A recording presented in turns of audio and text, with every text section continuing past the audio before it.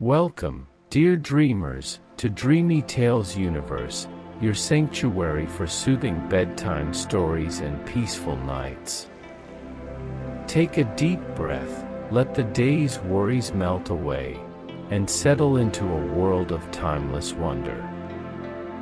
Tonight, we bring you the enchanting tale of Savitri and Satyavan, a story of unwavering love, destiny, and devotion. So close your eyes, sink into the comfort of your bed, and let this magical story carry you into a realm of dreams. Once upon a time, in the ancient lands of India, there was a wise and noble king named Ashwapati. Though he ruled his kingdom with great wisdom and kindness, his heart longed for a child. For years, he and his queen prayed, offering their devotion to the gods. And then, one blessed day, their prayers were answered. The goddess Savitri herself granted them a daughter, a child of extraordinary beauty, wisdom, and grace. They named her Savitri, after the goddess who blessed them. As Savitri grew, she shone like the morning sun, radiating warmth and intelligence. She was admired by all, but when the time came for her to marry, no prince dared to ask for her hand. Some believed she was too divine, too perfect, almost otherworldly.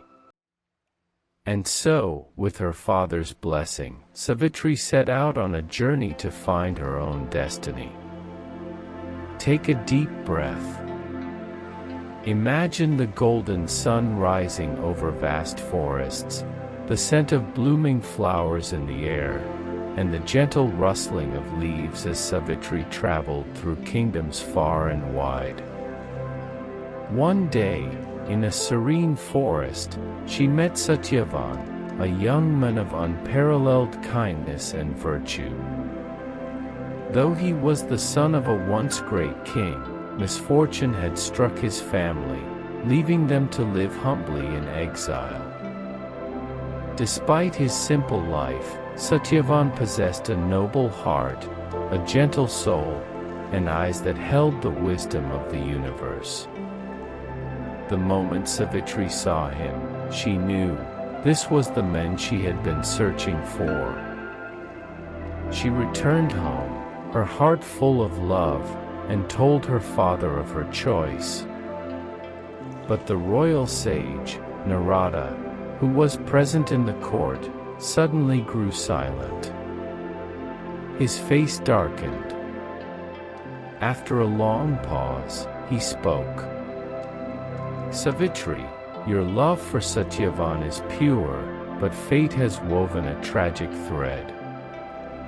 He is destined to live only 1 year from this day." A hush fell over the court. But Savitri, unshaken, lifted her head with quiet determination. "I have chosen him," she said softly. "If his days are numbered, then I shall cherish each one.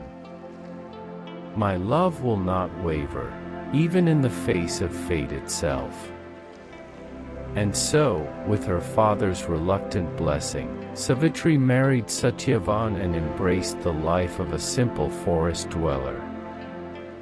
Their days were filled with joy. She found happiness in their small, peaceful world, in the songs of birds, the whispering winds, and the gentle laughter they shared under the shade of ancient trees. But as the months passed, the shadow of fate loomed ever closer. Savitri never forgot the prophecy. She counted the days, her heart growing heavier with each passing moment. Now, dear listener, take a deep breath. Feel the cool evening air settle around you, the soft embrace of the night comforting your weary soul. Let the story guide you deeper into relaxation. On the final day of Satyavan's life, Savitri awoke before the sun, her heart filled with quiet resolve. She fasted, prayed, and watched over her beloved as he went about his daily tasks. And then, as the golden afternoon light filtered through the trees, Satyavan suddenly felt weak. He clutched his head, his breath uneven. "Savitri, I feel tired," he murmured, his voice barely a whisper. She held him close as he lay down beneath a great banyan tree, his breath slowing, and then, with a final exhale, he was gone. But Savitri did not weep. She sat beside him, still and calm, as the air around her thickened with an otherworldly presence. And then, through the twilight mist, Yama, the god of death, appeared. With eyes dark as the night sky and a presence as vast as eternity, Yama took Satyavan's soul and began his journey to the realm beyond. But Savitri, unwavering and fearless, followed. Step by step, she walked behind him. "Return, Savitri," Yama said in his deep, echoing voice. "You cannot change fate. Your husband's time has come." But Savitri, calm and steady, spoke with wisdom and grace. "O great Yama, I have always walked beside my husband in life. Should I not walk with him in death too?" Yama was impressed.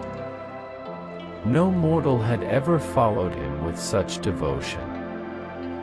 "Very well," he said. "You may ask for any boon, except Satyavan's life." Savitri bowed her head. "Grant my father-in-law his lost kingdom and sight." Yama nodded. "So be it."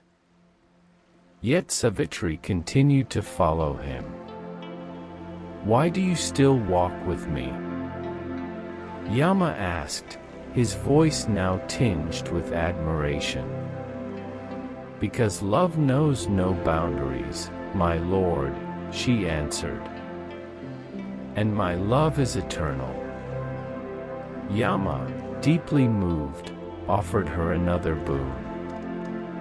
"Then grant me many sons, wise and noble," she said. "So be it," Yama declared. But in that moment, Savitri smiled. "O Lord, how may I bear children without my husband?" Yama realized he had been outwitted. Her devotion, her intelligence, and her love had triumphed over even death itself. With a gentle laugh, Yama relented. "You have won, Savitri. Your love is stronger than fate. Take back your husband's life." And with a wave of his hand, Satyavan's soul returned to his body. His breath stirred, his eyes fluttered open, and he looked upon his beloved wife once more. Savitri had conquered fate with love, wisdom, and unshakable devotion. And so, dear dreamers, as you drift into slumber, remember this tale, the story of a love so strong that even death had to bow before it. Rest now, knowing that love, courage, and devotion are the greatest powers of all. Close your eyes, let your breath slow, and let your dreams carry you into a world of peace and wonder. Good night, and sweet dreams.